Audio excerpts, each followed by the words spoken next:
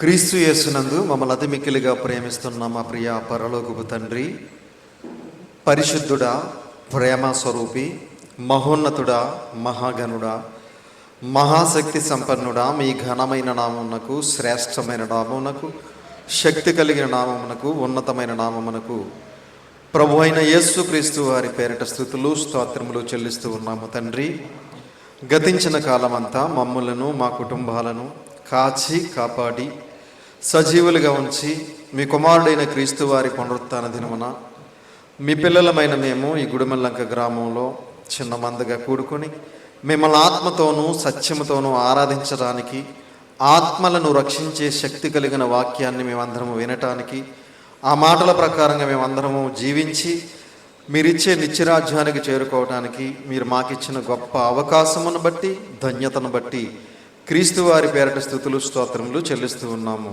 తండ్రి, మీ దాసుడునైన నేను మీ పక్షముగా నిలబడి మీ గ్రంథములో నుండి కొన్ని మాటలను మీ పిల్లలకు ఉపదేశించటానికి సిద్ధపడుతూ ఉండగా చెప్పగలిగే మంచి సమయోచితమైన జ్ఞానమును మీ ఆత్మ సహాయము నాకు అందించండి.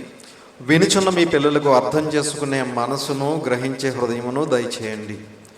మీ మాటలు తండ్రి కేవలం విని విడిచిపెట్టి ఈ లోకంలో కొట్టుకుని పోయేవారుగా ఉండకుండా విన్న మాటలను పట్టుదలతో పట్టుకుని మా హృదయం అనే పలక మీద వ్రాసుకుని ఆ మాటలకు లోబడి మీకు భయపడి మిగిలిన మా శేష జీవితం అంతా కూడా వాక్యానుసారంగా, ఆత్మానుసారంగా జీవిస్తూ మిమ్మల్ని మహింపరుస్తూ, ఘనపరుస్తూ, సంతోషపరుస్తూ మీరిచ్చే పరలోక రాజ్యానికి మేమందరము చేరుకోవడానికి కృప చూపించమని, దయ చూపించమని, మీ కృపలో భద్రపరిచి కాచి కాపాడమని మీ ప్రియకుమారుడును మా ప్రియరక్షకుడైన యేసుక్రీస్తు వారి అతి శ్రేష్టమైన నామమును బట్టి చిన్న ప్రార్థన అడిగి వేడుకుంటున్నాము తండ్రి, ఆమేన్. కూడి వచ్చినటువంటి సహోదరి సహోదరులందరికీ కూడా మన ప్రభువును రక్షకుడైన యేసుక్రీస్తు వారి పేరిట హృదయపూర్వకమైన వందనములు తెలియజేస్తున్నాను. అంత క్షేమంగా ఉన్నారు కదండి? సంతోషం. ఈరోజు ఒక మంచి పాఠాన్ని మనం నేర్చుకుందాం. ఈరోజు మనం నేర్చుకోబోయే పాఠం పేరు క్రైస్తవులు సంపాదించుకోవలసినవి ఏమిటి? క్రైస్తవులు సంపాదించుకోవలసినవి ఏమిటి అనే పాఠాన్ని ఈరోజు మనం నేర్చుకుందాం ప్రియులారా. క్రైస్తవులు సంపాదించుకోవలసినవి ఏమిటి? ప్రియమైన దేవుని పిల్లలారా, ఈ ప్రపంచంలో ఉన్నటువంటి ప్రపంచ ప్రజలు ఏమి సంపాదించడానికి ప్రయత్నం చేస్తారు అని మనం ఆలోచించగలిగితే, ధనం సంపాదించడానికి ప్రయాసపడుతున్నారు, ప్రయత్నాలు చేస్తున్నారు, పరుగులు తీస్తున్నారు. ఎవరు? ప్రపంచ ప్రజలు. జీవితం అంతా కూడా ఈ ధనం సంపాదించడానికి తమ జీవితకాలం అంతా కూడా ఉపయోగిస్తూ ఉంటారు. ఆస్తులు సంపాదించడానికి, బంగారం సంపాదించడానికి, బంగ్లాలు సంపాదించడానికి, మేడలు మిద్దులు సంపాదించడానికి దేవుడిచ్చినటువంటి జీవితకాలం అంతా కూడా ఈ లోకంలో ఉన్న వాటిని సంపాదించడానికి, కూడగట్టడానికే ఉపయోగిస్తూ ఉన్నారు. ప్రియమైన దేవుని పిల్లలు, అందులో క్రైస్తవులు కూడా ఉన్నారు. అయితే ధనం సంపాదించడం తప్పు కాదు, ఆస్తులు సంపాదించడం తప్పు కాదు, బంగారం సంపాదించడం తప్పు కాదు, బంగ్లాలు సంపాదించడం తప్పు కాదు. మన కుటుంబ సభ్యుల కోసం, అలాగే మన పిల్లల కోసం ఆస్తులు, బంగారము, అంతస్తులు సంపాదించాలి. క్రీస్తుకు పూర్వం ఒక వ్యక్తి తన మామగారితో ఏం చెబుతున్నాడో ఒకసారి మన బైబిల్ గ్రంథంలోకి వెళ్ళి చూడగలిగితే, క్రీస్తుకు పూర్వం తన మామగారితో ఒక అద్భుతమైన మాట తెలియజేస్తున్నాడు యాకోబు గారు. ఆ మాట ఏంటో మనం చూడగలిగితే, యాకోబు గారు ఆదికాండము 30వ అధ్యాయము, ఆదికాండము 30వ అధ్యాయము 30వ వచనాన్ని జాగ్రత్తగా చూడండి ప్రియులారా. ఆదికాండం 30వ అధ్యాయం 30, ఆదికాండము 30వ అధ్యాయం 30వ వచనం. నేను రాకమునుపు నీకుండినది కొంచెమే, అయితే అది బహుగా అభివృద్ధి పొందెను. నేను పాదము పెట్టిన చోటెల్లా యెహోవా నిన్ను ఆశీర్వదించెను. నేను నా ఇంటి వారి కొరకు ఎప్పుడు సాంపత్యము చేసుకుందున నేను నా ఇంటి వారి కొరకు ఎప్పుడు సాంపత్యము చేసుకుందున యాకోబు గారు తన మామగారు అయినటువంటి లాబాను గారితో మాట్లాడుతున్నటువంటి మాట. ఏమండి తీసారా? 30 ఆదికాండం. మరలా, నేను రాకమునుపు నీకుండినది కొంచెమే. నేను రాకముందు నీకు ఎంత ఉంది? నీ ఆస్తి ఎంత ఉంది? కొద్దిగానే ఉంది. నేను వచ్చిన తర్వాత అది బహుగా అభివృద్ధి పొందిను. నేను రాకముందు నీకు కొంచెమే ఉంది, నేను వచ్చిన తర్వాత బహుగా అభివృద్ధి చెందింది నీ ఆస్తి, నీ అంతస్తు. నేను పాదము పెట్టిన చోటల్లా యెహోవా నిన్ను ఆశీర్వదించాను. నేను ఎక్కడెక్కడైతే పాదం పెట్టానో అక్కడ యెహోవా నిన్ను ఏం చేశాడు? ఆశీర్వదించాడు.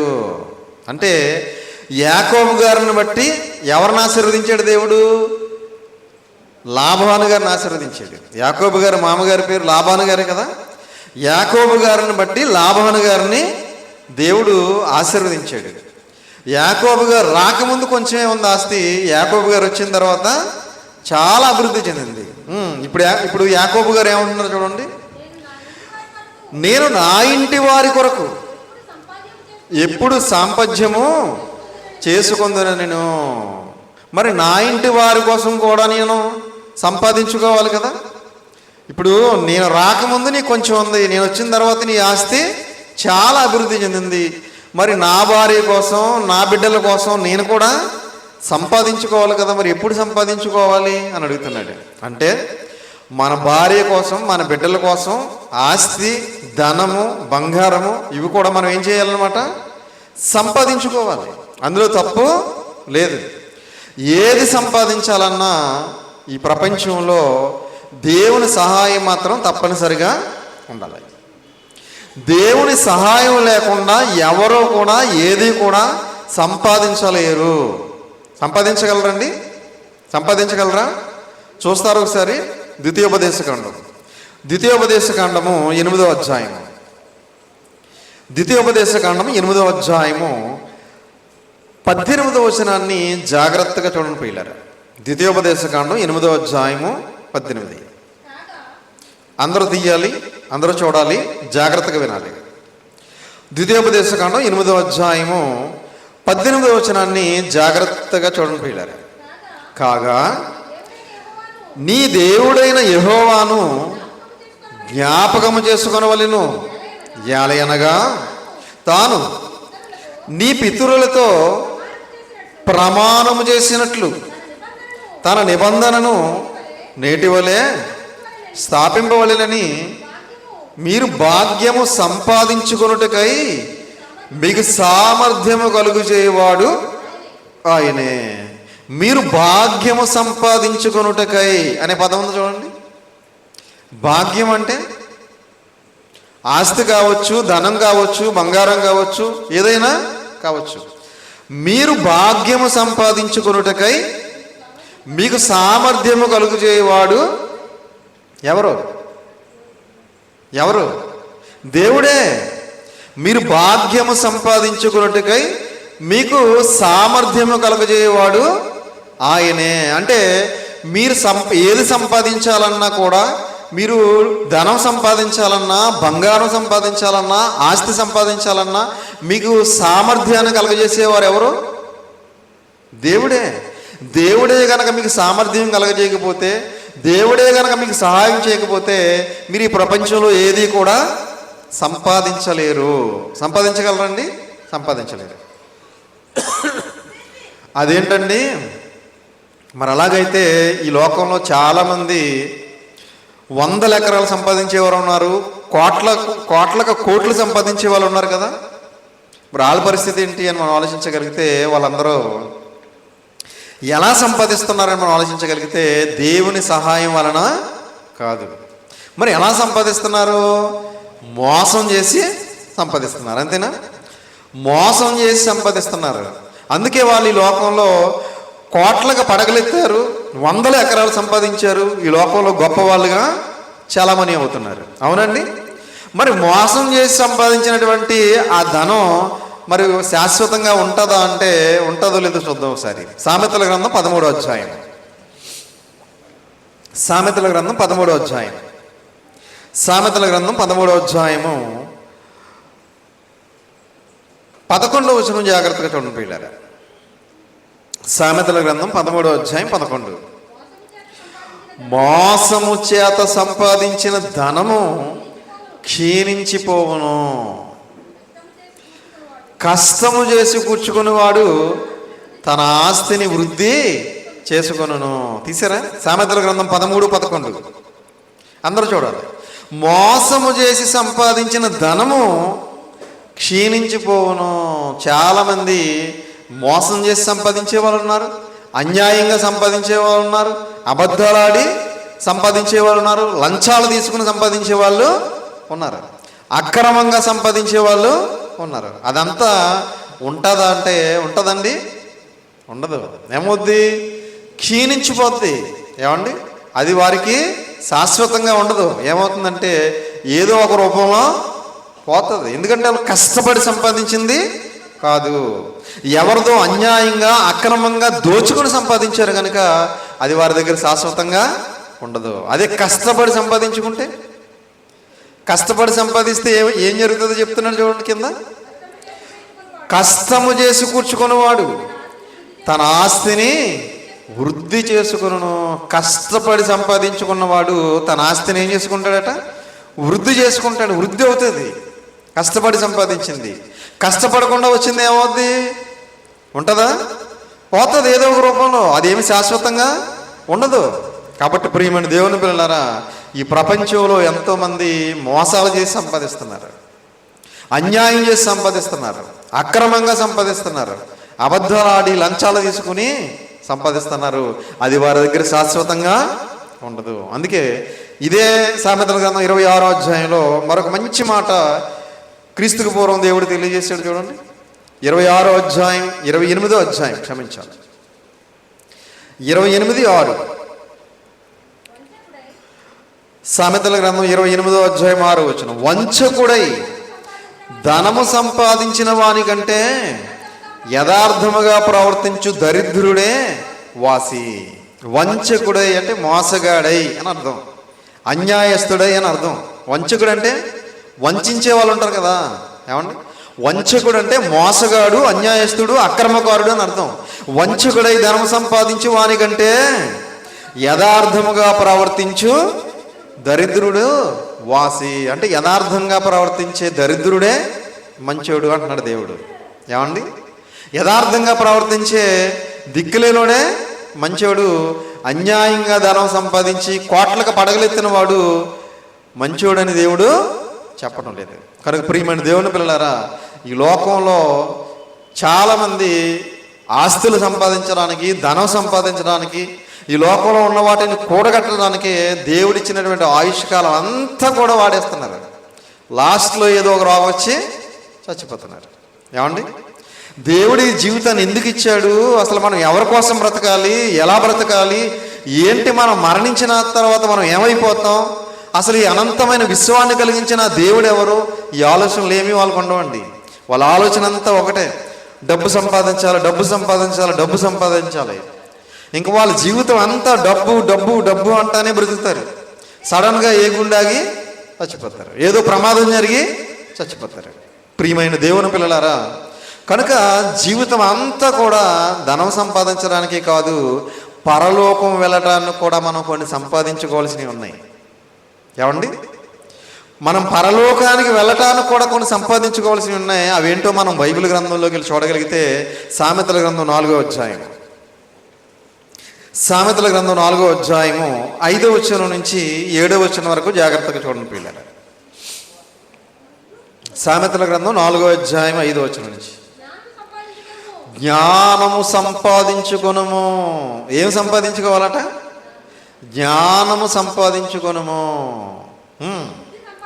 బుద్ధి సంపాదించుకొనుము, నా నోటి మాటలను మరువకము, వాటి నుండి తొలగిపోకుము. ఏం సంపాదించుకోమంటున్నాడు దేవుడు? జ్ఞానము సంపాదించుకొనుము, బుద్ధి సంపాదించుకొనుము, నా నోటి మాటలు మరువకము, వాటి నుండి తొలగిపోకము. జ్ఞానమును విడువక ఉండిన ఎడల అది నిన్ను కాపాడును. జ్ఞానాన్ని నువ్వు విడిచిపెట్టకుండా ఉంటే అది నిన్ను కాపాడును. దాన్ని ప్రేమించిన ఎడల అది నిన్ను రక్షించును. జ్ఞానమును విడువక ఉండిన ఎడల అది నిన్ను కాపాడును, దాన్ని ప్రేమించిన ఎడల అది నిన్ను రక్షించును. అంటే జ్ఞానం మనల్ని కాపాడుతుందంట, జ్ఞానం మనల్ని రక్షిస్తుందంట. ప్రియమైన దేవుని పిల్లరా, అదేంటి? డబ్బు కదా మనల్ని రక్షించేది. ఆపదలో అనారోగ్యాలు వచ్చినప్పుడు రక్షించేది డబ్బు కదా. జ్ఞానం రక్షించడం ఏంటి? జ్ఞానం కాపాడటం ఏంటి? మొన్న కరోనా టైంలో చాలామంది పాపం కట్టలు పట్టుకుని కారులో పెట్టుకుని తిరిగారు. రక్షించిందా డబ్బు? ఏమండి? కోట్లకు పడగలెత్తిన కోటీశ్వరులు తమ దగ్గర ఉన్నటువంటి లక్షలాది రూపాయలు, కోట్లాది రూపాయలు పట్టుకుని తిరిగారు. మమ్మల్ని రక్షించండి, డబ్బు తీసుకోండి, మమ్మల్ని కాపాడండి, మమ్మల్ని బతికించండి అని తిరిగారు. మరి డబ్బు రక్షించిందా? డబ్బు కాపాడిందా అంటే చాలామంది బ్రతకలేదు. ప్రియమైన దేవుని వాళ్ళ. కాబట్టి డబ్బు మనల్ని రక్షించదు, డబ్బు మనల్ని కాపాడదు. అది కొంతవరకు మాత్రమే ఉపయోగపడుతుంది, కొన్ని సందర్భాల్లో మాత్రమే ఉపయోగపడుతుంది. కనుక ప్రియమైన దేవుని పిల్లరా, దేవుడు అంటున్నాడు, జ్ఞానము నిన్ను కాపాడును, దాన్ని ప్రేమించిన ఎడల అది నిన్ను రక్షించును అంటున్నాడు. మరి జ్ఞానం సంపాదించుకోమంటున్నాడు కదా, బుద్ధి సంపాదించుకోమంటున్నాడు కదా. మరి జ్ఞానము బుద్ధి మరి ఎక్కడ దొరుకుతాయి? జ్ఞానం అమ్మబడును, బుద్ధి అమ్మబడును అని ఏమన్నా మార్కెట్లో బోర్డులు ఏమైనా ఉన్నాయా? ఎక్కడ జ్ఞానం అమ్మరు. జ్ఞానం ఎక్కడ దొరకదు, బుద్ధి ఎక్కడ అమ్మరు. మరి జ్ఞానము బుద్ధి మనకి ఎక్కడ దొరుకుతాయి అనేది ఆలోచించగలిగితే కొలస్సీలకు రాసిన పత్రిక 2వ అధ్యాయం, కొలస్సీలకు రాసిన పత్రిక 2వ అధ్యాయము, కొలస్సీలకు రాసిన పత్రిక 2వ అధ్యాయము 3వ వచనం జాగ్రత్తగా చూడండి పిల్లరా. కొలస్సీలకు రాసిన పత్రిక 2వ అధ్యాయము 3వ వచనం. బుద్ధి జ్ఞానముల సర్వసంపదలు ఆయన యందే గుప్తములై ఉన్నవి.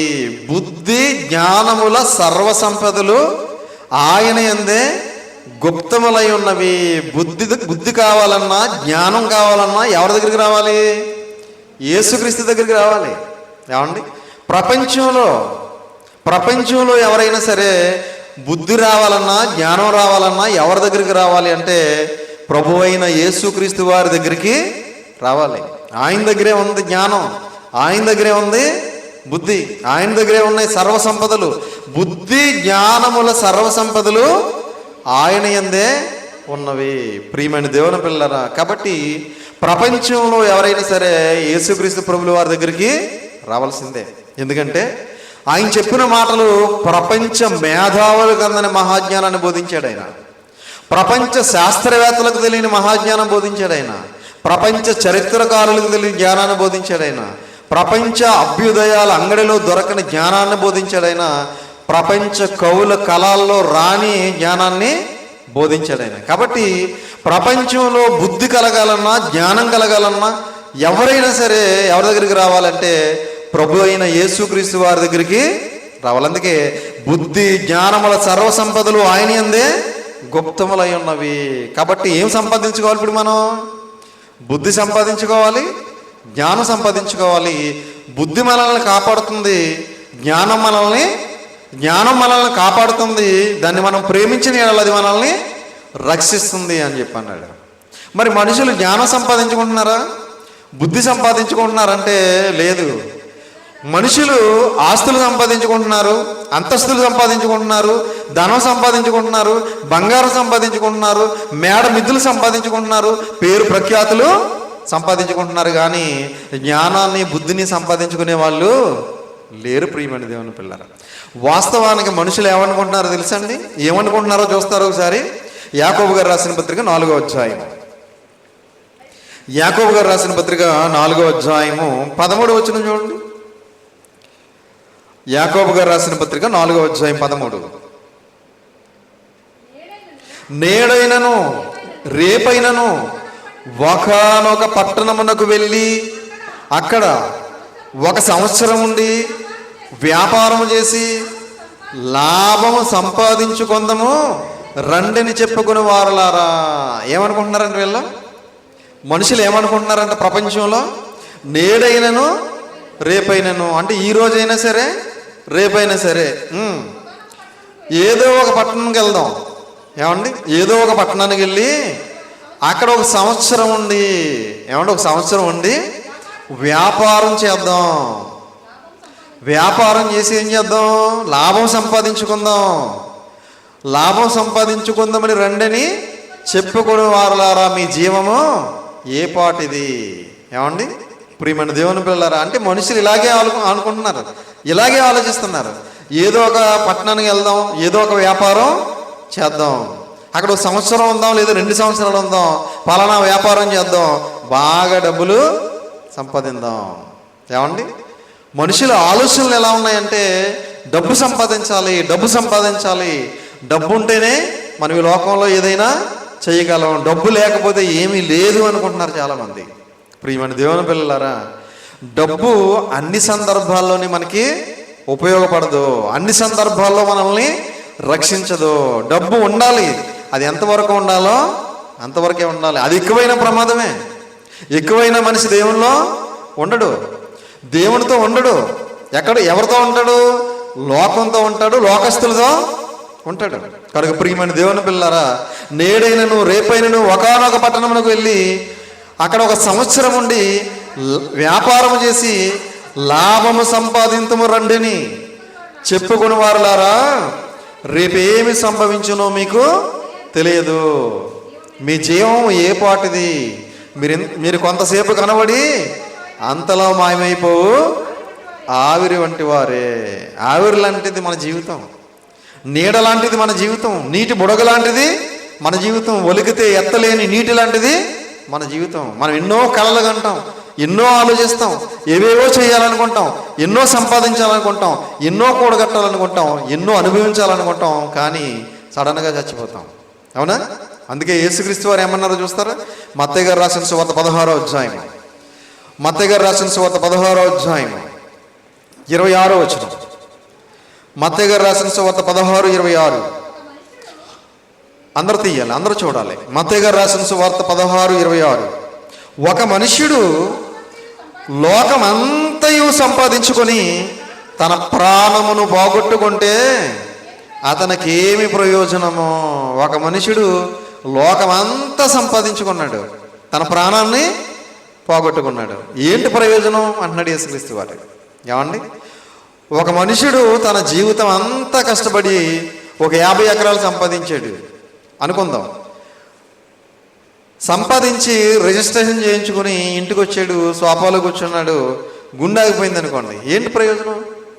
ఏమండి, ఒక మనుషుడు ఏమంటే కష్టపడి తన జీవితం అంతా 50 కేజీలు బంగారం సంపాదించాడు అనుకోండి, సడన్గా ఏదో ప్రమాదంలో చచ్చిపోయాడు అనుకోండి, ఏంటి ప్రయోజనం? అవునా? ఒక మనుషుడు లోకమంతా సంపాదించుకొని తన ప్రాణమును పోగొట్టుకుంటే అతనికి ఏంటి ప్రయోజనం అంటున్నాడు. కాబట్టి ఈ లోకంలో మనం అన్ని సంపాదించుకుని ప్రాణాన్ని పోగొట్టుకోవడం వల్ల ప్రయోజనం లేదు అని 2000 సంవత్సరాల క్రితమే యేసుక్రీస్తు ప్రభువు వారు తెలియజేశారు. ప్రియమైన దేవుని పిల్లలారా, కాబట్టి మనం ఈ లోకంలో సంపాదించాలి. అది ఎంతవరకు అంటే కొంతవరకే. ఏమండి, సంపాదనే జీవిత ధ్యేయం కాకూడదు. చాలామంది ఇంకా సంపాదనే జీవిత ధ్యేయం అనుకుంటున్నారు. చాలామంది సంపాదన కోసమే పుట్టామనుకుంటున్నారు. చాలామంది సంపాదించడానికే జీవితం అంతా వృధాగా గడిపేస్తున్నారు చాలామంది. కానీ ప్రియమైన దేవుని పిల్లలారా, మనం సంపాదించాల్సింది ఈ లోకంలో ఆస్తులు కాదు, అంతస్తులు కాదు, ధనం కాదు, బంగారం కాదు, వజ్ర వైడూర్యాలు కాదు. మనం ఏమి సంపాదించాలంటే సామెతల గ్రంథం 3వ అధ్యాయం, సామెతల గ్రంథం 3వ అధ్యాయము 13-14 వచనం చూడండి. సామెతల గ్రంథము 3వ అధ్యాయము 13-14 వచనాలు. జ్ఞానము సంపాదించిన వాడు ధన్యుడు. అమ్మ తీసారా? సామెతల గ్రంథం 3:13. జ్ఞానము సంపాదించిన వాడు ధన్యుడు. కోట్ల రూపాయలు సంపాదించిన వాడు ధన్యుడు అన్నడా? ఏమండి, కేజీలు కేజీలు బంగారం సంపాదించిన వాడు ధన్యుడు అన్నడా? 100 ఎకరాలు సంపాదించిన వాడు ధన్యుడు అన్నాడా? అనలేదు. ఏమంటున్నాడు? జ్ఞానము సంపాదించిన వాడు ధన్యుడు. జ్ఞానం మరి సంపాదిస్తున్నారు ఎవరైనా? జ్ఞానం తప్ప అన్నీ సంపాదిస్తాం మనం. ఏమండి? జ్ఞానము సంపాదించిన వాడు ధన్యుడు, వివేకము కలిగిన నరుడు ధన్యుడు. వెండి సంపాదించుట కంటే జ్ఞానము సంపాదించుట మేలు, అపరంజి సంపాదించుట కంటే జ్ఞాన లాభము నొందుట మేలు. కాబట్టి ప్రియమైన దేవుని పిల్లలారా, మనం ఏం సంపాదించాలి? జ్ఞానం సంపాదించాలి, బుద్ధిని సంపాదించాలి. ఎవరి దగ్గర దొరుకుతాయి అవి? యేసుక్రీస్తు వారి దగ్గర దొరుకుతాయి. ఈ ప్రపంచంలో ఇంకెక్కడికి వెళ్ళినా దొరకవు.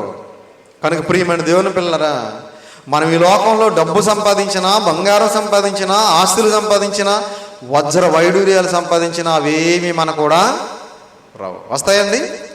మన కూడా ఏమి రావు. మన ఒంటి మీద ఏమైనా ఉంటే తీసేసుకుంటారు అవసరమైతే. ఏమండి? ప్రియమైన దేవుని పిల్లలారా, అలెగ్జాండర్ మహాచక్రవర్తి మీ అందరికీ తెలుసు కదా. ప్రపంచాన్ని జయించాడు అతను. 33 సంవత్సరాల వయసులోనే చిన్న చలి జ్వరం వచ్చి చచ్చిపోయాడు. తెలుసా మీకు? ద గ్రేట్ అలెగ్జాండర్ మహాచక్రవర్తి అంటారు అతను. ఏమండి? అతను చచ్చిపోయిన తర్వాత, అతను చచ్చిపోయి ముందు ఏం చెప్పాడు తెలుసండి? నా శవాన్ని ఎవరు మొయ్యాలంటే నాకు వైద్యం చేసినటువంటి డాక్టర్లు మొయ్యాలన్నాడు. ఏమండి? అలాగే నన్ను తీసుకెళ్తున్నప్పుడు నేను సంపాదించినటువంటి బంగారము, ఈ వజ్ర వైడూర్యాలన్నీ కూడా చల్లుకుంటూ తీసుకెళ్ళమన్నాడు. అలాగే నా 2 చేతులు కూడా బయటకు పెట్టి తీసుకెళ్ళమన్నాడు. అప్పుడు డాక్టర్లకు డౌట్ వచ్చిందంట, ఎందుకు ఎలా చేయాలి అని అడిగారంట. అడిగితే డాక్టర్లు నా వెంటే ఉన్నా నా ప్రాణాన్ని కాపాడలేకపోయారు, కాబట్టి డాక్టర్ల మీద మీరు ఎప్పుడు కూడా ఆధారపడకండి, వాళ్ళ ప్రాణాలు కాపాడలేరు అని చెప్పడానికి వాళ్ళని మోయమన్నాడంట. ఏమండి? అలాగే వజ్ర వైడూర్యాలు, బంగారం అంతా కూడా చల్లేయమన్నాడు కదా దారి పొడుక్కి. ఇదెందుకు అంటే, ఇదిగో నేను ఇంత కష్టపడి ఇన్ని దేశాల మీద యుద్ధాలు చేసి ఎన్నో దేశాలను జయించి ఇవన్నీ సంపాదించాను కదా, ఇవేమీ నాకు కూడా రావట్లేదు, ఏమీ నేను పట్టుకెళ్ళట్లేదు.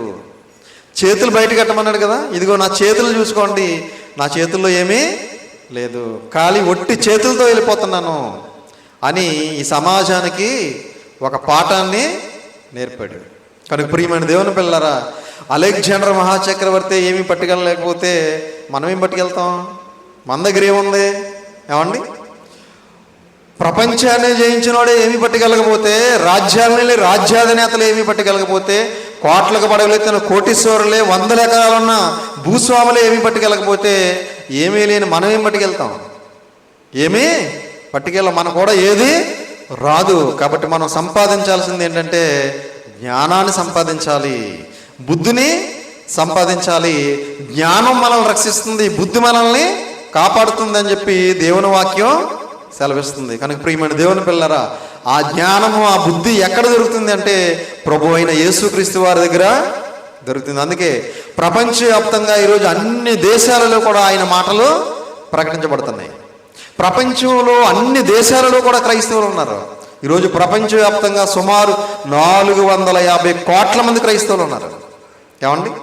కేవలం యేసుక్రీస్తు వారు చెప్పినటువంటి ఆ మాటలకు ఆకర్షితులైన వారే అందరూ కూడా, ఆయన చెప్పిన జ్ఞానానికి ఆకర్షితులైన వారే వాళ్ళందరూ కూడా. కాబట్టి ఆయన చెప్పిన మాటలు ఈ ప్రపంచంలో ఉన్నటువంటి అనేక మంది చదివితే ఆ మాధుర్యము, ఆ మాటల్లో ఉన్నటువంటి అర్థమైతే ప్రతి ఒక్కరూ కూడా ఆయన మార్గంలో నడవడానికి ఇష్టపడతారు, ఆయన ఉన్న లోకానికి చేరుకోవడానికి ఇష్టపడతారు. కనుక ఆయన మాటలు చదవకుండా, ఆయన మాటలు వినకుండానే ఇది ఒక మతం అంటున్నారు చాలామంది. ఏమండి? అలా మతంలో కలుపుకుంటున్నారు అంటున్నారు చాలామంది. మతంలో కలుపుకుంటే మాకేం వస్తుంది? మాకేమైనా వస్తుందండి? ప్రియమైన దేవుని పిల్లలారా, మంచి మనసుతో ఆయన చెప్పిన మాటలు కనుక చదవగలిగితే, వినగలిగితే ఇది మతం కాదని, ఇది మార్గం అని ప్రతి ఒక్కరు కూడా తెలుసుకుంటారు, ఆయన మార్గంలో నడవగలుగుతారు, నిత్య జీవానికి చేరుకుంటారు. కాబట్టి మనం సంపాదించాల్సింది ఏంటి? జ్ఞానాన్ని సంపాదించాలి, బుద్ధిని సంపాదించాలి. మరి ధనం సంపాదించొద్దా? ఆస్తి సంపాదించొచ్చా? సంపాదించాలి. దానికి ఒక లిమిట్. ఏమండి? మన బిడ్డల కోసం, భార్య బిడ్డల కోసం కొంత సంపాదించుకోవాలి. సంపాదనే జీవిత ధ్యేయం కాకూడదు. కానీ ఈరోజు చాలామంది సంపాదన సందడిలో మునిగిపోయారు, సడన్గా చచ్చిపోతున్నారు, నరకానికి జారిపోతున్నారు. కాబట్టి అందరూ కూడా జ్ఞానాన్ని సంపాదించాలని, బుద్ధిని సంపాదించాలని, దేవుని మాటల ద్వారా పరలోకానికి బాటలు వేసుకోవాలని ప్రేమపూర్వకంగా తెలియజేస్తూ ఈ మాటలు ముగిస్తున్నాను. తలలో వంచండి, ప్రార్థన చేసుకుందాం. ప్రార్థన. పరలోకమందున్న మమ్మల్ని కన్న తండ్రి, దయగలిగిన మా దేవ, కృపగలిగిన మా తండ్రి, మీ ఘనమైన నామమునకు, శ్రేష్టమైన నామమునకు, శక్తి కలిగిన నామమునకు ప్రభు అయిన యేసుక్రీస్తు వారి పేరట స్తుతులు స్తోత్రములు చెల్లిస్తున్నాం నాయన. తండ్రి, ఇప్పటి వరకు మీ పరిశుద్ధ గ్రంథంలో నుండి ఎన్నో విలువైన మాటలు, అమూల్యమైన మాటలు మేము నేర్చుకున్నాం తండ్రి. మేము ఈ లోకంలో సంపాదించాల్సింది ఆస్తి, అంతస్తు, ధనము, బంగారము, బంగళాలు కాదని, మరి ఈ లోకంలో మేము సంపాదించాల్సింది జ్ఞానము, బుద్ధి సంపాదించాలని, అవి మీ కుమారుడైన యేసుక్రీస్తునందే గుప్తములై ఉన్నాయని తెలుసుకున్నాం తండ్రి. మరి మేమందరము కూడా ఈ లోకంలో ఉన్నంతకాలము కూడా మీ పరిశుద్ధ గ్రంథంలో పరిశుద్ధాత్మ ప్రేరణతో ప్రవక్తల ద్వారా, భక్తుల ద్వారా, అపోస్తుల ద్వారా వ్రాయించినటువంటి ఈ జ్ఞానాన్ని, బుద్ధిని మేము సంపాదించుకుని దాన్ని అనుసరించి మేమందరం కూడా జీవిస్తూ మీ కుమారుడైన క్రీస్తు వారి రాకడ కోసం సిద్ధపాటు కలిగి మీరిచ్చే పరలోక రాజ్యానికి మేమందరం కూడా చేరుకోవటానికి సహాయం చేయమని, కృప చూపించమని మీ ప్రియ కుమారుడును మా ప్రియ రక్షకుడైన యేసుక్రీస్తు వారి పేరిట చిన్న ప్రార్థన అడిగి వేడుకొంటున్నాము తండ్రి. ఆమేన్. అందరికీ వందనాలు.